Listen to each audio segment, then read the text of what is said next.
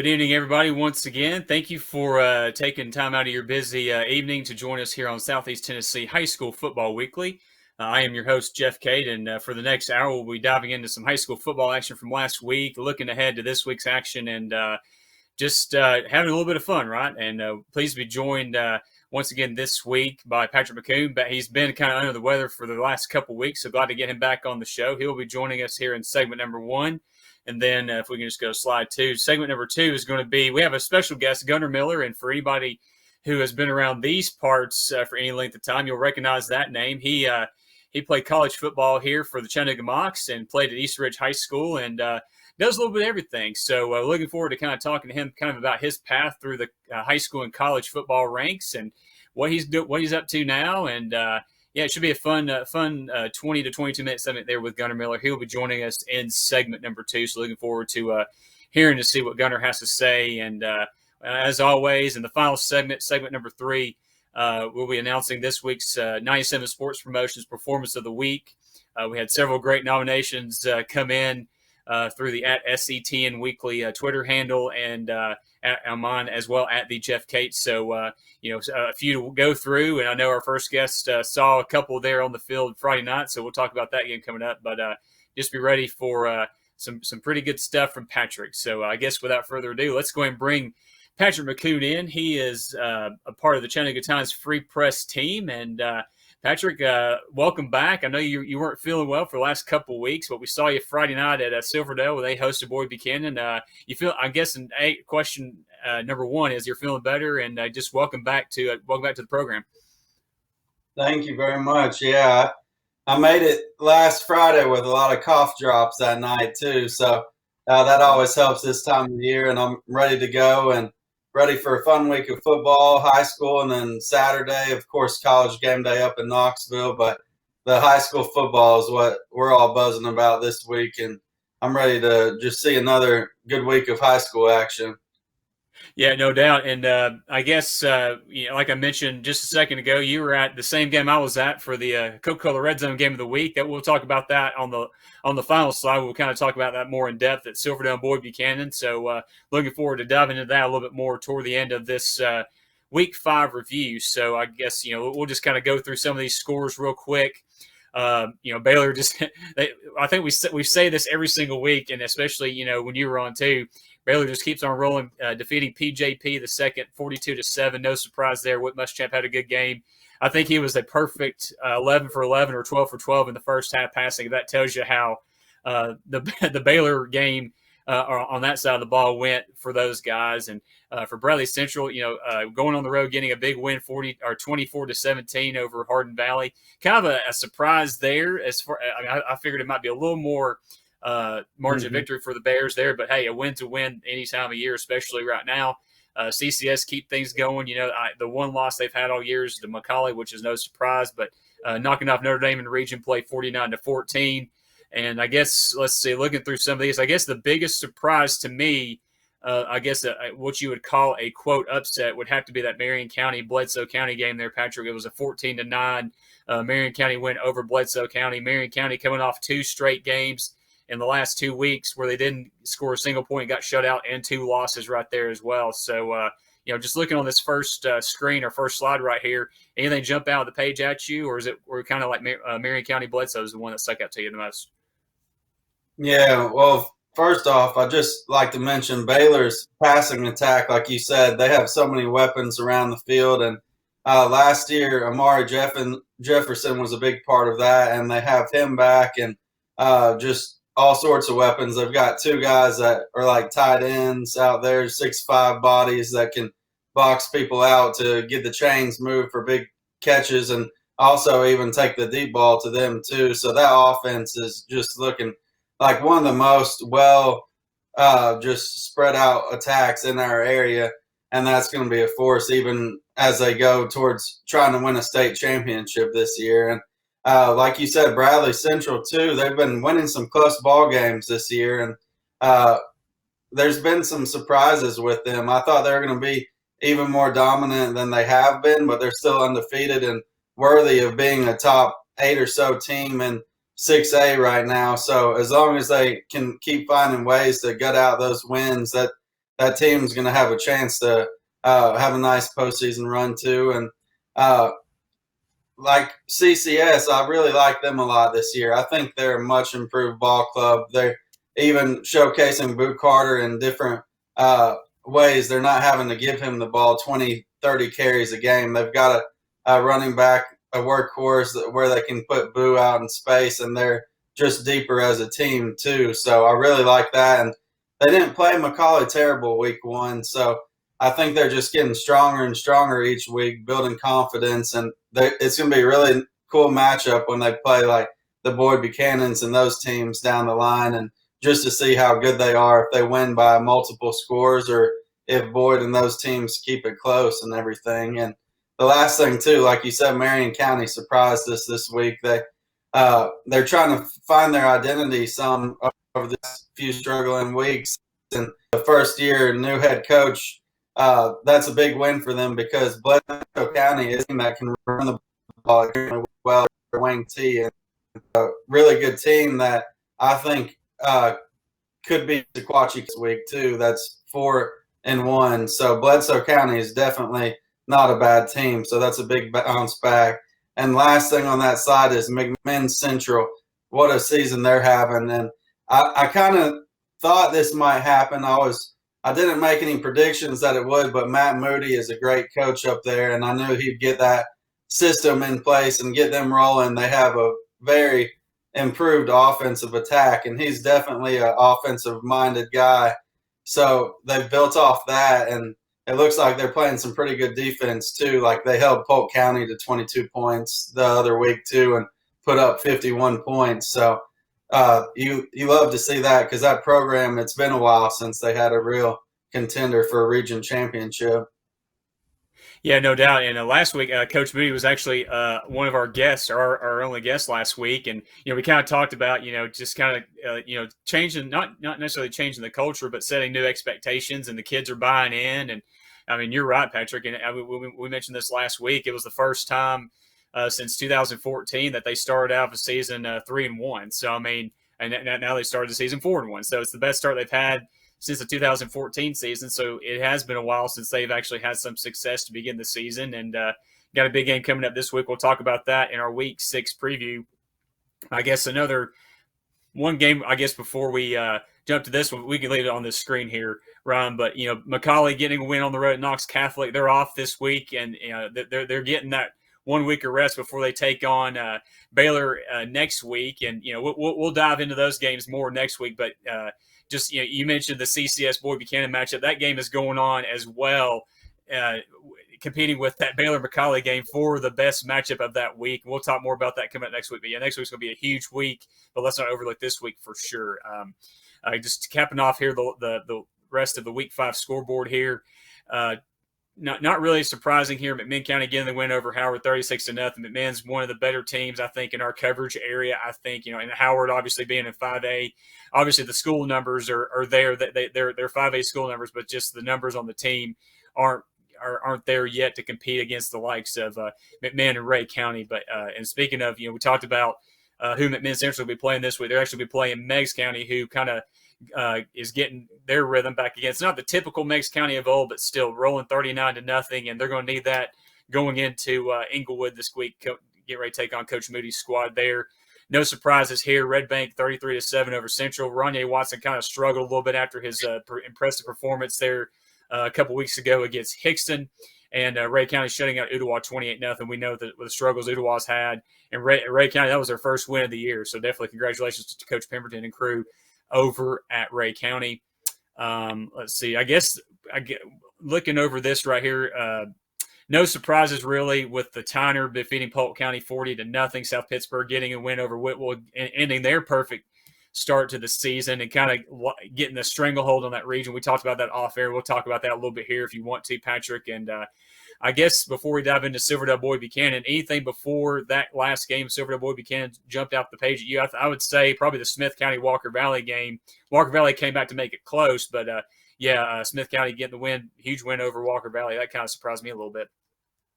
Yeah, and I think Red Bank really took command of just that region and the early part to set up a big matchup probably with East Hamilton later on this year for that region title. And Ted Gatewood's defense, or Ted Lockerbie is the defensive coordinator at Red Bank, and they turned Central over 6 times. So they're just giving people fits, and that defensive line for Red Bank is opposing coaches' worst nightmares. I was talking to Kurt Jones before last week's game, and he told me, he was like, I know they're going to make plays, and it's just a matter of how we kind of bounce back and answer back. And so they didn't have much answers for that Red Bank team, who's probably one of the best defenses I've seen this year.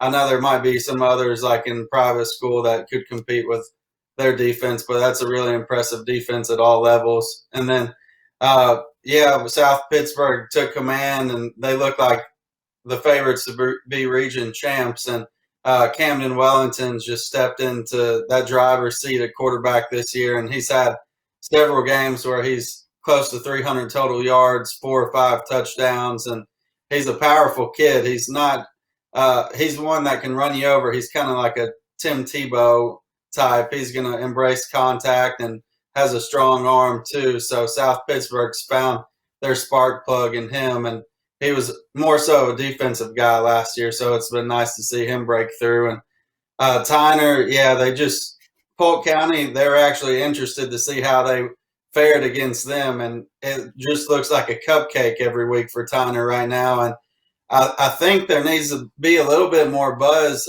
I guess, as the season goes along. Maybe Josh Jackson, Tyner's quarterback, gets some Mr. Football consideration, because he's completing about 70% of his passes this year, and has not thrown a single interception at all this season. So when you have a quarterback like that, it's just something insane for a team to kind of buzz on the defensive side of the ball too, knowing if you get the ball back, we're going to march downfield with a good quarterback and everything. Yeah, that's definitely a good point. I was going to bring up too. I mean, you've seen his stats, I know, on Twitter when they post the numbers, like through the first 4 or 5 games of the year. Like, I don't think Josh has played a single, he hasn't played a complete game through week number 5 this year, just based on how dominant not just that defense is, but how dominant that offense is. And I think I did the quick, public school Ottawa math here. It was about 75% completion rate, 0 interceptions. I mean, it's scary that you have a defense that can pitch shutouts, and like you mentioned in your story from Marion County about the chicken wings that Coach Chandler promised his team if they shut out Marion County. Well, and something he mentioned the following week when they shut out their second straight shutout, he's going to invest in a chicken farm. He might as well find a chicken plant somewhere based on the way this defense is performing. But I mean, I guess outside of the private school classifications, would you say Tyner is the most well-rounded team offensively, defensively in the area? Yeah, I think I would. I didn't get to see when they scrimmaged Red Bank in the preseason. They had from what it sounded like, it was definitely a toss-up, though, in the preseason when both teams duked it out against one another. But yeah, Tyner's just that quarterback play, I think that would separate them from Red Bank if you had them duking it out this week or something like that. I think Tyner could compete and possibly even be a Red Bank team. So I could see definitely Tyner being the best small school, like in the first 4 classifications or so. And they have the athletes even that I think would bode well against a Cleveland or even Bradley Central if you made a matchup like that. And that's saying a lot for Coach Chandler's squad, that it's his second year and he's already gotten these guys to buy in and playing that good at football right now. Yeah, no doubt. And like you said, I think Red Bank, if there is such a thing as being a sneaky undefeated, I think Red Bank definitely fits that mold, or at least around here. They have that dominating defense we've been seeing for the last 3 or 4 years, but having just enough playmakers on offense where you can be really dangerous. And moving out of that 3A classification away from Alcoa, that could be set up for some pretty good postseason success when they move into the 4A playoffs. Yeah, absolutely. Yeah, they're set for a really strong postseason run, like 3rd, 4th round type stuff, and I think this week with Ray County is a chance for them to flash and show just how good they can be, because Ray County did play an Anderson County team really well the other week, and they've got a little bit of buzz about them again, getting that first win on their back, and now trying to play upset and show people, hey, we're coming right back at you. So Red Bank's definitely got to be wary of that, and they better have really studied film on those guys and found their weaknesses to kind of keep the ball rolling and stay undefeated at Red Bank this week. No doubt. And then that final game on this slide, me and you both were at, like I mentioned earlier, Patrick, and that's Silverdale against Boyd Buchanan. Silverdale with a big 28-21 victory. We have some video highlights from that game. Patrick, you were there, and you kind of see, and you saw it firsthand, just how crowded it was. It kind of gave me a Marion County, South Pittsburgh feel, as far as like just people lined up around the fence at Silverdale Academy, and they saw a very, very good football game. So thoughts about, I guess, your overall thoughts on the game. And all started with a bang on the pass from Junkins back to Brett Rogers for the touchdown. What did you think about this game on Friday? Yeah, that was an electric crowd, to say the least. It was like 4 or 5 rows deep in the end zone, and just a great night for football. 2 invested communities and programs, and Silverdale came out just running a real quick tempo offense, and had just a great script early on to kind of take the lead and momentum early, because those guys were trying to go up 2 scores pretty quick on Boyd Buchanan, and Boyd Buchanan kind of had to fight back and took a little bit of momentum on their goal line stand in the third quarter, followed by the 99-yard touchdown run. But Silverdale's offense just knew how to attack. They were establishing the run, some with Brett Rogers and their running back, and they earned some tough yards. And then Brett Rogers threw for about 200 yards as well, and just a big play to Cameron Bowen at the end of the game to set up Brody Lamb for his 3rd rushing touchdown. So Silverdale, just second year in a row, they beat Boyd in a really close game, and I don't think many people expected the Seahawks to win this game this year, because Gary Rankin's in town and Boyd Buchanan was buzzing and playing really strong football, but Silverdale came to battle, and those kids were determined, and sometimes it's just who wants it more. And you could tell those kids just all week at practice had that sense, okay, we're going to do whatever it takes to win at our home stadium, and they got the job done right there. Yeah, no doubt. That was the final play there. Boyd still had a chance at the end to win the game, and the incomplete pass on 4th down ended that game. And like you mentioned, Patrick, it's the first time that Silverdale had beaten their rival back-to-back years. Their first win at Silverdale over Boyd Buchanan, and like we talked about post game, it was the first time a Gary Rankin coach team has lost a region game since Alcoa lost at CAK back in 2011. So that just think about the domination. Not just Gary Rankin, but his teams have had in region play in the state of Tennessee, since he's been a coach. I mean, we all know the history, the winningest head coach in Tennessee high school football history. But, yeah, just a huge win there for Silverdale. And, just congratulations to Coach Connor and team. Let's go ahead and move on to the Week 6 look ahead. We got about 3 minutes or so left. Looking through this first batch of games right here, give me 1 or 2 that stick out to you. I guess the one that sticks out to me would be East Hamilton at McMinn County. But anything else jumps out at you as we're looking at this? Yeah, I think Sequatchie Bledsoe has got a chance to be a pretty cool game to keep an eye on. Sequatchie's off to a really hot start this year, and they're 4-1. Bledsoe County's trying to come back after a close defeat to Marion County, and that's a rivalry game for those 2 teams in a non-region setting.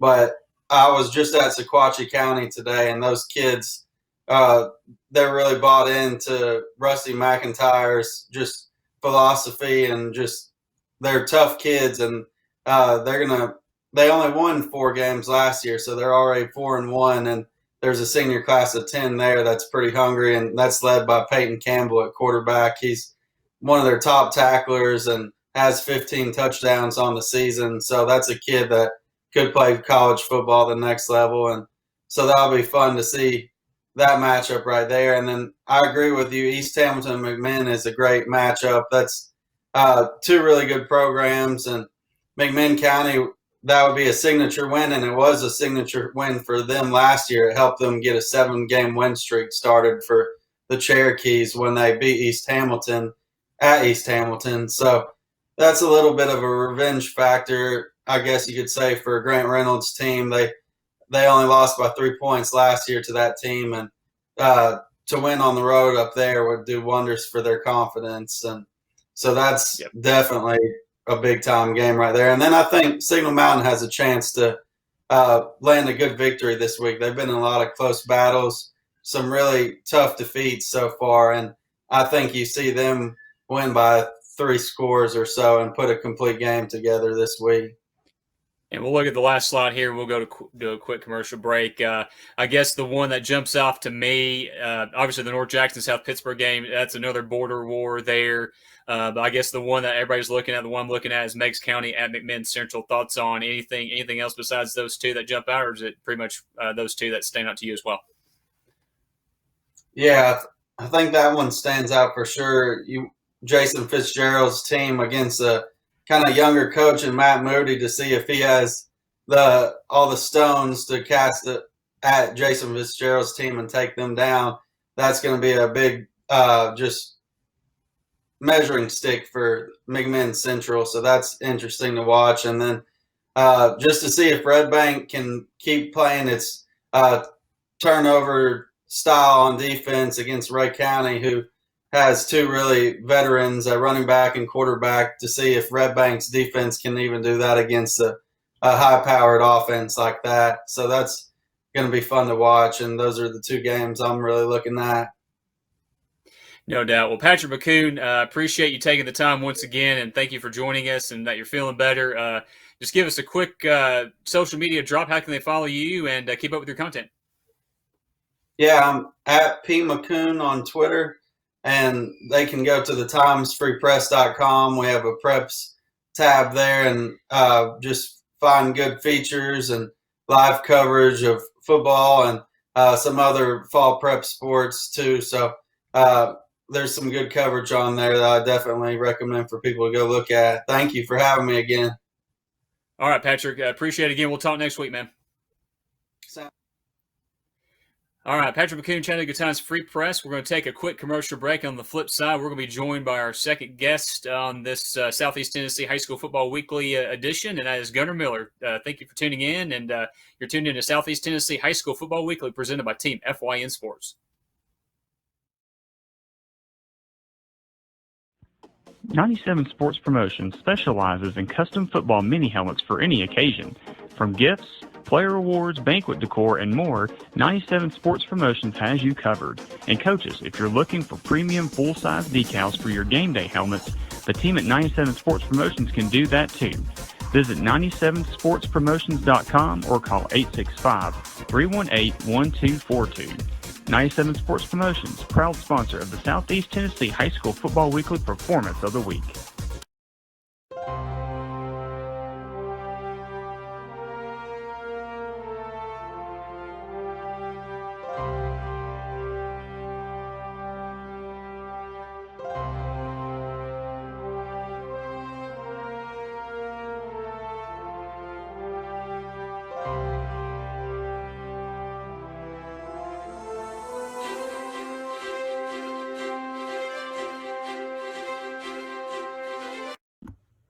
At Circuit World, we offer a wide selection of major appliances, name brands like Whirlpool, LG, Frigidaire, and more. Looking for furniture? Come by and browse our showroom or check out the Endless Aisle, a touchscreen kiosk with thousands of options. Need electronics, gaming computers, laptops, desktops, tablets? We have it all. OLED or QLED, 4K or high def. We have the selection to get you the TV of your dreams. And don't forget, at Circuit World, your credit is always good. So ask about our convenient payment options and 120 days, same as cash. Come see us today at one of our 5 area locations.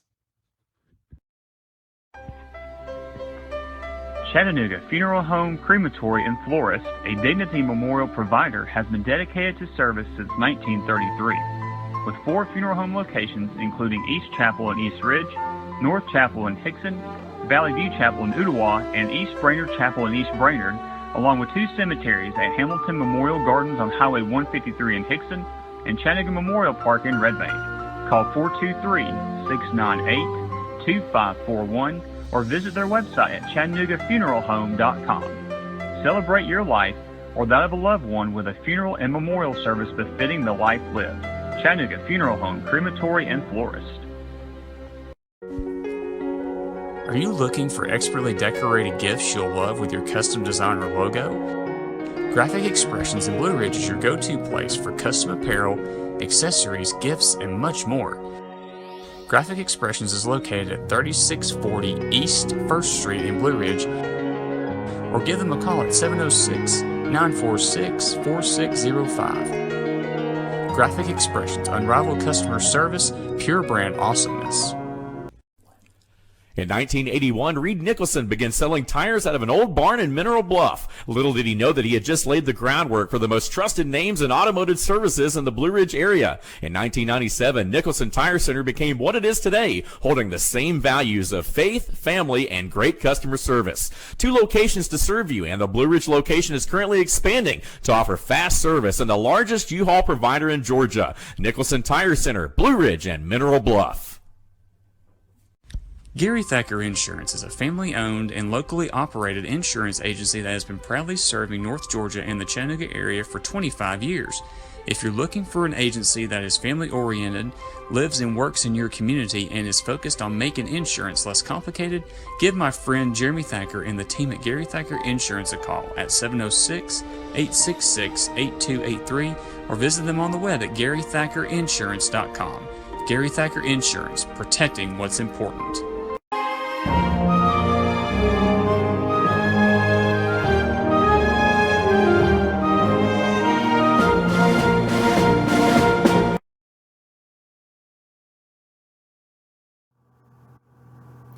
Welcome back to Southeast Tennessee High School Football Weekly, and we want to thank Patrick McCoon from the Chattanooga Times Free Press for joining us for his weekly segment, looking back at last week's action and looking ahead to Week 6, and looking forward to some good games. And we'll see what his game has in store as well. So looking forward to seeing how it goes this week. But please be joined in this segment by Gunnar Miller, and I guess Gunnar, first of all, thank you for taking the time to join us this evening. How's it going, my man? Good, man. Trying to figure out this camera to make sure I'm in the right spot. But good. How are you doing? Doing good, buddy. Doing good. Thank you for the time. And, I was telling our producer, I said, normally I put down the affiliation underneath the slide, kind of introducing our guest for the week. And I said, there's really, I could have put former East Ridge Pioneer, former Chattanooga Mock, professional wrestler, but we'll just call you all around Renaissance man. How's that sound? A jack of none is what I'd call me. Not a jack of all trades, a jack of none, but I try a lot. So, yeah, man, I appreciate you guys having me and letting me come onto the show.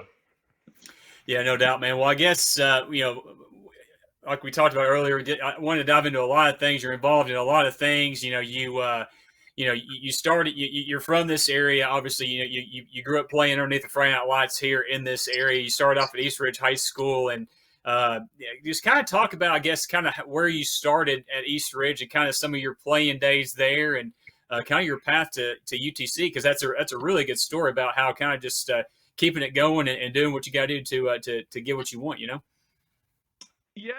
So, just to kind of, I guess, I haven't told the East Ridge story in so long. It's always been like a jump from kind of the end of East Ridge into UTC. That's kind of how my story's always been told. But to kind of spark note it, born and raised in East Ridge, Tennessee.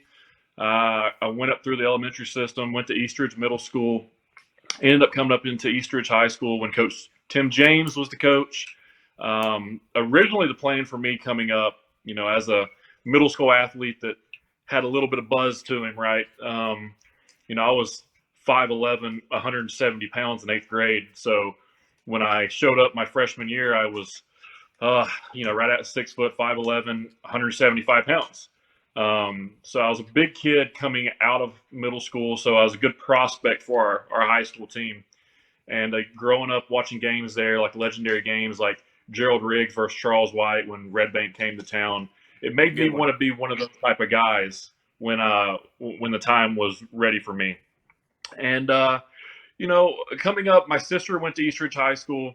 She was a Hall of Fame softball player at UTC. She was a hell of an athlete at East Ridge as well. So, I just wanted to follow in her footsteps and carve my own path. And baseball seemed to be the sport that everybody thought that I was best at. So usually when somebody tells me I can't do something, which is, football or whatever, I'm going to attack that head on. And that was my goal going into high school, was to get a Division I football scholarship. I was thinking more along the lines of like a Tennessee or something like that, but that wasn't in the cards later on down the road. But my East Ridge career was great. When I first got there, I got the opportunity to jump in and start right away. I started pretty much every game at linebacker, and then my sophomore year, I got the chance to go in and play some fullback, mainly as a blocking back. And then they realized if I get the ball, I'm pretty good with it as well. My junior year and senior year, I got to run the ball a little bit more, and I led the city in tackles my sophomore, junior, and senior year, I believe. We never really went deep in the playoffs, never really got a chance to shine there. So as far as like getting like all region nods and stuff, never really got anything. And I think it was mainly just the conference and the caliber of team that I was on. We were barely a 500 team, and just didn't really get to play the caliber competition that I'd want to get to play to be able to stand out in. But I got to, be a leader of that team. I got to get a lot of reps, playing a lot of games, and eventually got the opportunity to go play at the University of Tennessee, Chattanooga. And this is Marcus, by the way. But I didn't get as heavily recruited as I thought I was going to, and that kind of put a chip on my shoulder going into college.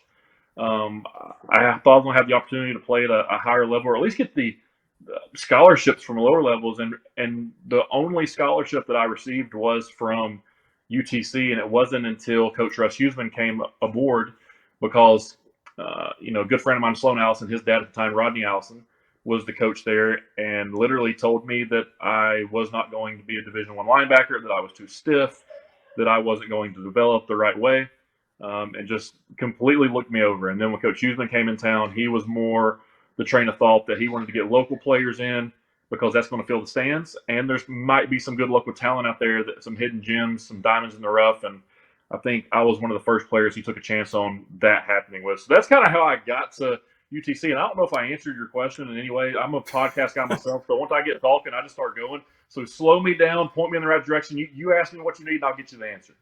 No, I mean, and you're doing the quintessential hosting thing, right? I mean, it's like I ask a question and just let the person who knows what the heck they're talking about talk what the heck they're talking about, and don't interrupt, and don't be an idiot and interrupt you. So I appreciate that answer. I mean, that's good, because I mean, for people who knew you from your UTC days, I mean, I'm sure they saw you, and there was a highlight, that highlight package we showed right before you came on and started talking about this, that you just lowering your head and knocking guys over at the high school level. And that kind of showed that, obviously, looking through your UTC stuff, it looks like you redshirted in the 2009 season. I think that is correct. And then from 2010 to 2013, Southern Conference all freshman team. You had pick sixes throughout your career. And then, your senior season, you started 9 games at linebacker, team captain. You had a career high 9 tackles against UT Martin. So you took that chip that you mentioned and kind of just carry that with you every single day. Was that the main motivation for you, or did you find like just week by week game motivations to get you pumped up for those games? Because that was a really nasty defense there with you and Davis Tull for sure. Yeah, so let me get to that. I want to go back to East Ridge real quick, because you mentioned me lowering my head and running through people, and that might have been one of the clips that you showed. So funny thing, looking back at it now, I wish I would have spent more time focusing on offense. I didn't realize what I was going to develop in. Like, I wasn't sure how my body was going to develop at that time. But when I finished up in college, I was a 4.9 guy, my 40 in high school, but I was faster than 4.9. This sounds stupid. I was a 4.9 40. I wasn't a 4.9 guy. Like, if you lined me up against faster guys than me in a 40, I would beat them, because I was a competitor. Or I'd at least give them all they wanted in a race. So when I got to college and learned how to run a 40, right, how to do these things, my best 40 ever, I was a 4.56 guy. So I was actually faster, much faster than what a lot of people thought. And I think that's what held me back in the long run. But if I were to focus on offense, I think, and this is just me maybe just reminiscing and thinking I'm something that I was never going to be, but I truly believe I would have been a better running back than I would have been linebacker. Now I can go to college and talk about some proof. I've got 2 pick sixes. I'm one of only like 4 people in the history of that place that's got 2 pick sixes. And when I got the ball, I didn't get tackled. I either ran through somebody, went to the sideline, or I scored. So there's my proof when it comes to running the ball, just to toot my horn right there. But yeah, man, the question about going in UTC, I had a chip on my shoulder because I wasn't as, like I said, recruited as high as I wanted to be. So the day I graduated high school, the next day, I was in the weight room. I was the only freshman that reported that year. Now remember, they came off of a 1-11 season the year previous. It was like one of the worst years UTC had ever had. I think they actually got beat by Carson Newman that year, if I'm not mistaken. Carson Newman, I was there. Yes, sir. Yeah, so I was in the box for that game, right? That was like, one of the, I was like, I definitely don't want to go to this school. But then when Huseman came in, is a different tone, a different vibe. And the chip on my shoulder was I want to show up. I want to work as hard as I absolutely can. I want to be there early. I want to bust my ass. I want to get the respect of the current players there and the coaches there. And the best way to do that is to outwork everybody. I don't have to be the most talented. I don't have to be the highest recruited. I don't have to be any of that. I'm going to take a walk-on mentality, because that's basically what I was, even though I had a scholarship, because I was the last one there. A walk-on mentality and go earn everybody's respect. And if I get to play in the meantime, that's awesome. But if not, that's cool too. I want to be a part of this team. My sister's a Hall of Famer at UTC. My brother-in-law played at UTC. My blood runs through UTC. I wanted to be a part of that community, and I wanted to serve it the best way I possibly could. Doing all those things put me on the radar quick, made me stand out in front of some other freshmen. It wasn't the best strategy to make friends, I'll tell you that. You can ask some of my best friends, one of them being Don Cope, one of my early roommates. I'm sitting in my room. I've got Josh Blake in there from Grace. I can't remember Will's last name, so on the tip of my tongue, but Will was a fullback from up in Knoxville, and Connor Rosenbaum from Dublin, Ohio. That was my first dorm room. And I remember Don coming in there because he was friends with Connor, and he was asking me, like, hey, man, you want to, like, do something tonight, watch TV or drink, or, like, do something, like, cool? And I was like, bro, first of all, I'm not here to make friends. I'm here to play football. So that vibe didn't really come off real well, but that was my mentality when I first got there, man. I was in the weight room. I was running extra sprints. I was doing extra reps. I was, running, spending extra time on the field, asking coaches questions, maybe coming off as a suck up, but I was trying to literally suck up as much information as I possibly could in case the opportunity arose. And early articles came out that I was the linebacker that was the favor, that if something was to happen, I would break my red shirt and play. Well, we played Furman that year, and Ryan Consiglio was sick, and Joe was hurt, and Faha Taliga was banged up, and they dressed me for that game. I had to get ready to play in that game, and that was when it kind of hit me like, oh, I'm the next man up. I think I'm the next one that gets the opportunity, so I've really got to get ready. And I wasn't ready at that time. I was not Division I ready. Thankfully, I didn't have to go in that game. I didn't get to ruin my red shirt, because at that time, if you played one snap, your red shirt was burned. So that didn't happen. Finished out the season, but I got to get a lot of reps in with the 1s and 2s at this point, so it kind of sped me up. Going into the following season, my redshirt year, I was ruthless, man. I wanted to make plays. I didn't necessarily have the best football IQ at the time. I wasn't developed in high school the proper way that some of these guys get developed at these bigger schools in Georgia and stuff that was playing with us, and I wasn't ready for a Division I scheme.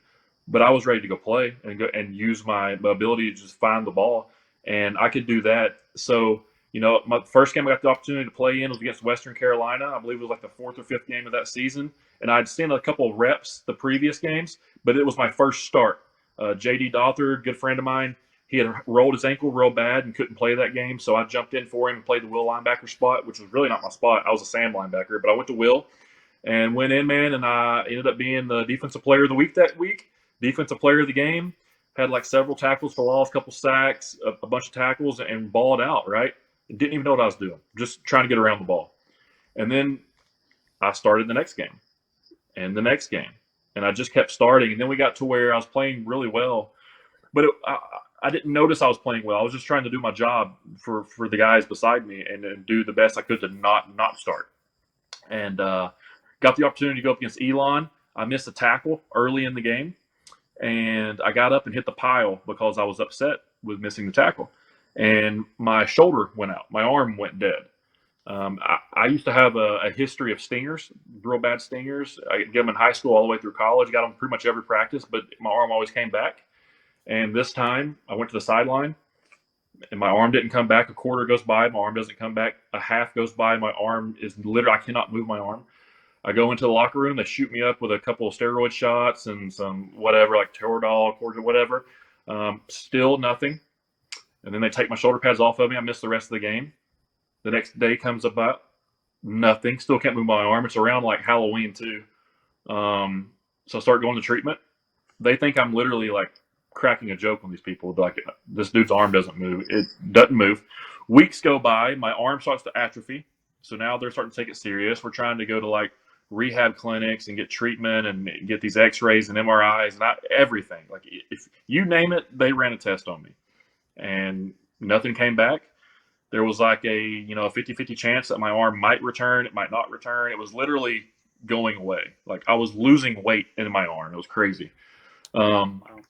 And it got to a point to where, like, working out, I couldn't even work out. I couldn't lift the bar. I could only do one arm exercises. And they told me that with nerves, when they stretch, about how far they stretch, I don't know if I'm not good when it comes to this type of stuff, like millimeters or centimeters, or however far, like whatever the smallest one is, however far it stretches, like for every one of those, you're looking at about a month before your arm might reactivate, or it might not. Wow. Look at a guy like Inky Johnson that played for Tennessee, cornerback, when he had that play against Air Force and he made the hit. Mm-hmm. Very similar thing happened to him, except his arm didn't return, and now look at him, right? So mine was just the other way, and it worked. It came back. They didn't know if it'd come back all the way. They said I'd probably always be like 95% in that arm, and it is what it is. So when they finally told me that, and we knew that was the plan, I started working out again. I started doing a bunch of squats. I just started squatting, and that was all I could do. And that was my weak lift, and my squats blew through the roof. I ended up setting the record at UTC for a 620 squat, and I attribute that to not being able to use my arms. I could only work out using my legs, and my vertical went crazy. That's when I got a lot faster, and my arm started working again. So they put me in a green jersey that whole spring, and they didn't touch me, and then they didn't really touch me that year going into camp, and I put a big neck roll on like Bobby Boucher and the Water Boy, and we went to Nebraska, and I had probably my best game of my career up into maybe that UT Martin game. It was much better than the UT Martin game as well. I just had a couple tackles in that one. But, yeah, I played a real good game against Nebraska. And I was my heaviest. I was like 235, so everything returned. I felt great. And then the rest of the year I just kind of felt like I was in this neck roll. I couldn't get into a good stance. I felt limited. I felt like I was restricted. I just didn't have a good year. So then we started going to like a nickel package going into my sophomore year, and I took the neck roll off because I wanted some more mobility. And at that point, went to like a cowboy collar, which I was familiar with from high school. I still don't like them, but I wore it. I was playing pretty well. Made it to my, I guess it was about the 7th game, and the same injury happened again. It happened to my other arm this time. And then so it came back in about a month. So I was contemplating like, okay, I'm about over this. But then when we went and did some testing on that one, it was a neck doctor we went to this time. We finally went to a neck doctor. He came back in. I had a new trainer at the time, everything. So everything was kind of fresh and brand new. And he walks in and he goes, "Cool, man. So when did you break your neck the first time?" And there was like a pause. And my trainer looked at me, I looked at him. He's like, "What are you talking about?" He's like, "Well, you see right here in the C5, C6, there's a hairline fracture right here. This is what's causing some of the nerve damage because this is the spot that it's in, which is going to shut off your certain parts of your delt. It's going to shut off your tricep, parts of your bicep, but like not your forearm and not your hand." But that wasn't the problem. I couldn't lift my arm because I couldn't move my delts or my top muscles, but I could still grip things. It was weird. It was awkward. So yeah, he asked me that, and they were like, "Yeah, so," and it looks like this is healed on this other side in a very similar spot, and that's where the other issue came from, right? So we pretty much found out that I'd hairline fractured my neck twice at this point. So, it sounds a lot cooler than a broken neck, but, hairline fractured the neck. So I was kind of debating on if I was even going to play my senior season. And then I had actually written a letter and everything to Coach Huseman about how I didn't know if I could make it, that I've went through so many, issues so far, and all this stuff. And I had wrestling on my mind too at the time.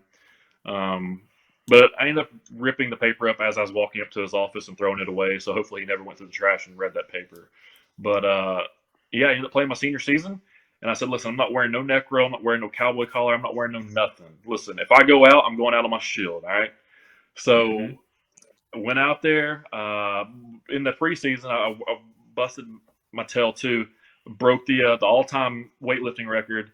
My bench was 410, squat was 620, my power clean was 390, and it ended up totaling up to like 1420 or 30 or something like that.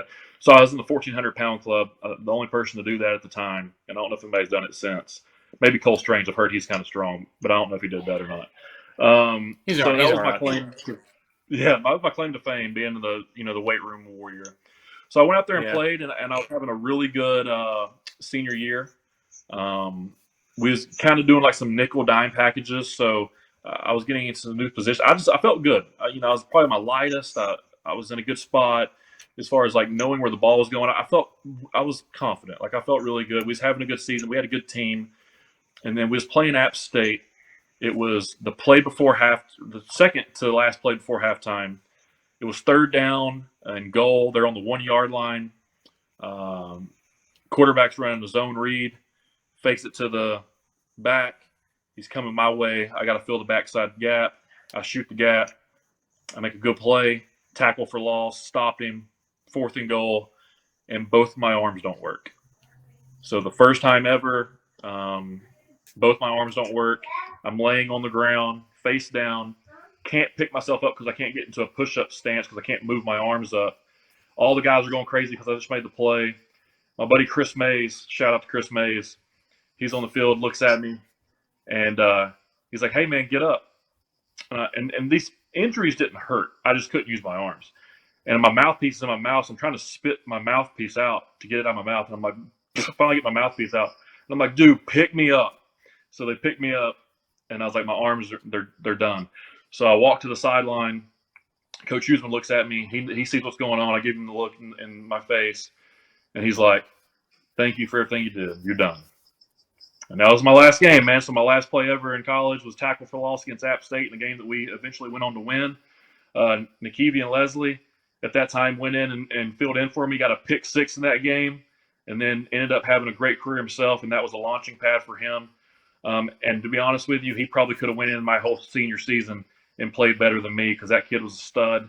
And the only reason he wasn't on the field was because I was ahead of him in that position. I believe that was an honor thing from my coaches and a respect thing. But now looking back at it, I do think that he was the better man. But I'm happy to be able to go out on my shield and go out there with my players and get a SoCon championship, at least a tie, my senior season. And I wrote it till the wheels fell off, and I wouldn't trade it for anything. I'm completely healthy now, and I've went on to do different things. But I just love that time of my life, and I really appreciate you guys giving me a chance to get on here and actually talk about it because I don't get to talk about myself in that way too much. I'm usually asking the questions. So thanks, man. Yeah, no doubt. Well, buddy, I hate to do this. I'm being told we're running out of time. Let's do this again and dive into more of you because it's a good story, and you definitely are showing that hard work and just not giving up. And these kids looking to get recruited around here still have a chance, and they can do really good things. And next time you come on, if you come back and join us, you can see you're doing things beyond the football field for the good of the community. So thank you for joining us tonight, Gunner. Yep, we'll do it, man. Thanks for having me. All right, thank you. Gunner Miller, Chattanooga Mock, East Ridge Pioneer, great there. I want to thank him for joining us, and I know he's got more to tell us, so we'll definitely have him back on. But we'll kind of go ahead and get this ended here this week, and by announcing this week's winner of the 97 Sports Promotions Performance of the Week Award, and pleased to announce that this week's winner is Silverdale Seahawk Brody Lamb. And Patrick and I talked about this game a little bit right here, but the numbers didn't stand out like offensive output, but coming into this game, Brody had 1 carry on the season, and he made the most of his opportunity in this game. He had 9 carries on the night.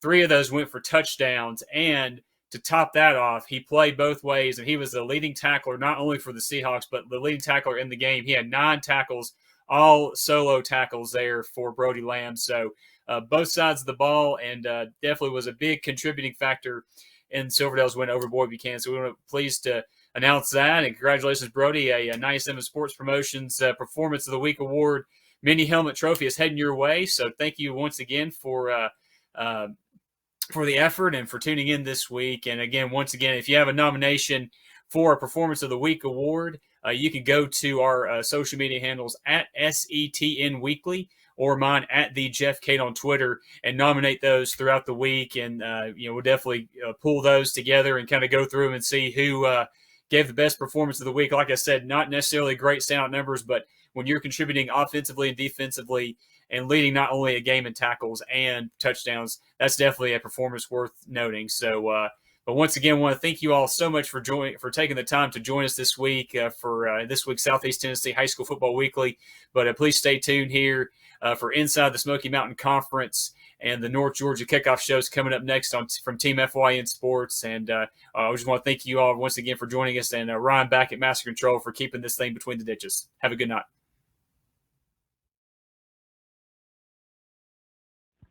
97 Sports Promotions specializes in custom football mini helmets for any occasion.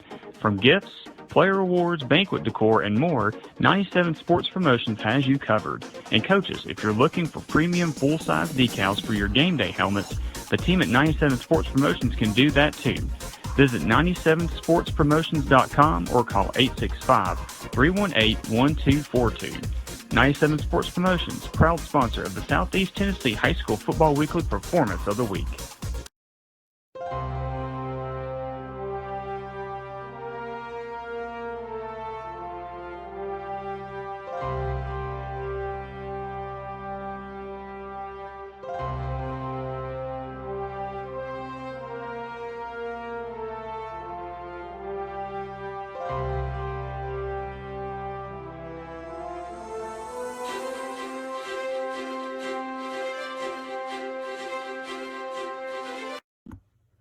At Circuit World, we offer a wide selection of major appliances, name brands like Whirlpool, LG, Frigidaire, and more. Looking for furniture? Come by and browse our showroom or check out the Endless Aisle, a touchscreen kiosk with thousands of options. Need electronics, gaming computers, laptops, desktops, tablets? We have it all. OLED or QLED, 4K or high def. We have the selection to get you the TV of your dreams. And don't forget, at Circuit World, your credit is always good. So ask about our convenient payment options and 120 days same as cash. Come see us today at one of our 5 area locations. Chattanooga Funeral Home, Crematory, and Florist, a Dignity Memorial provider, has been dedicated to service since 1933.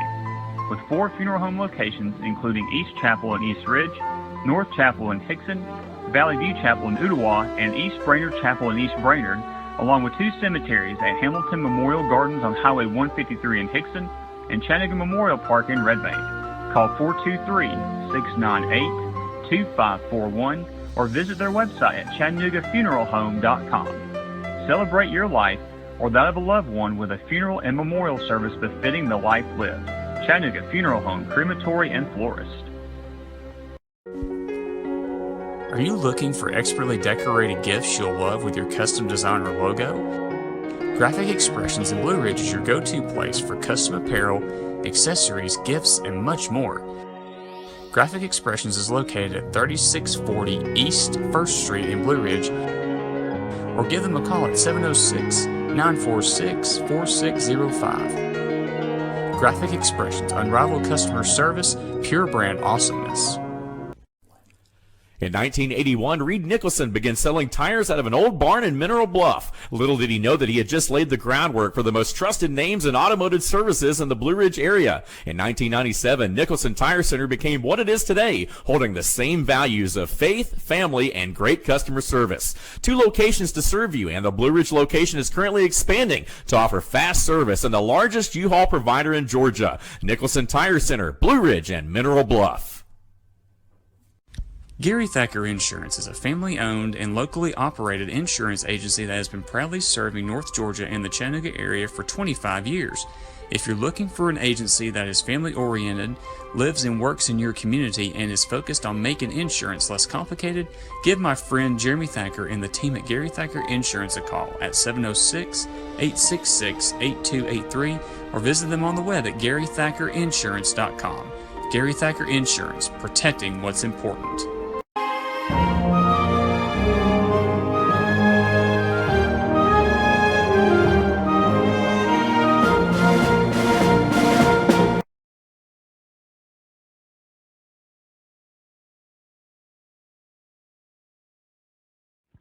'97 Sports Promotions specializes in custom football mini helmets for any occasion.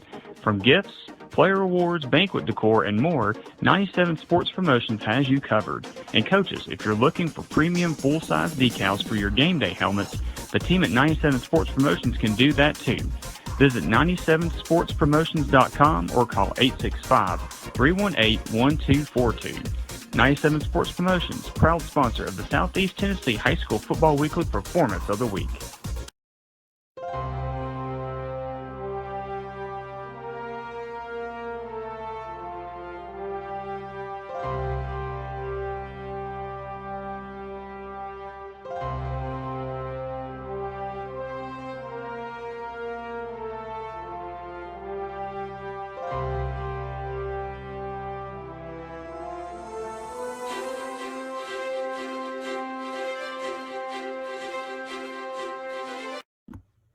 At Circuit World, we offer a wide selection of major appliances, name brands like Whirlpool, LG, Frigidaire, and more. Looking for furniture? Come by and browse our showroom or check out the Endless Aisle, a touchscreen kiosk with thousands of options. Need electronics, gaming computers, laptops, desktops, tablets? We have it all. OLED or QLED, 4K or high def. We have the selection to get you the TV of your dreams. And don't forget, at Circuit World, your credit is always good. So ask about our convenient payment options and 120 days same as cash. Come see us today at one of our 5 area locations.